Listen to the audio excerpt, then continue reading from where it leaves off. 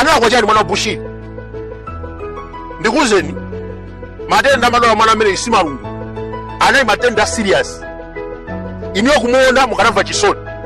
Koma Stephen Kayuni anatumiza asilikali 26 kupita kukalesa ndege kuti ndege isauluke just because Israel Bushiri afuna kupita kuchipatala ku Kenya.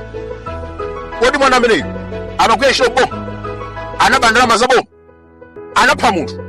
The answer is no. Ndi chifukwa chani Stephen Kayuni anamulesa mwana ameneyo kupita kuchipatala?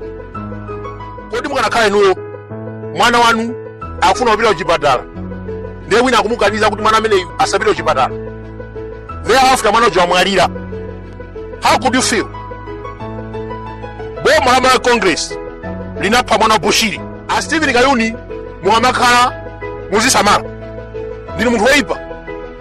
Zaka zonse munali ku Director of Public Prosecution mumazuza mawu.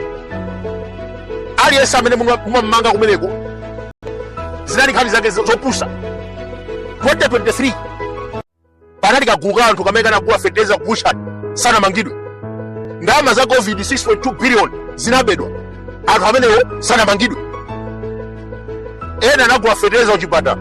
Vitumbiko Mumba anaba 5 billion kunokuma. Mwana wa Chakwera anaba ndalama ndikusanduka billionaire. Simplest Chwabanda anagula magalimoto 20 hapa mwamba. In 6 months mukugula magalimoto 20 kumugulira mwana. Can you imagine? Osewa sana magidwe. Mawu mwake amakamanga Tadikira Mutalika anapita ku honeymoon. Wapangisa ukwati wake kupita ku honeymoon.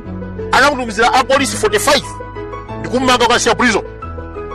Norman Chisale, Daliso Kabambe, Joseph Mwanamveka, Osewa aona zakuda ndi munthu ameneyo.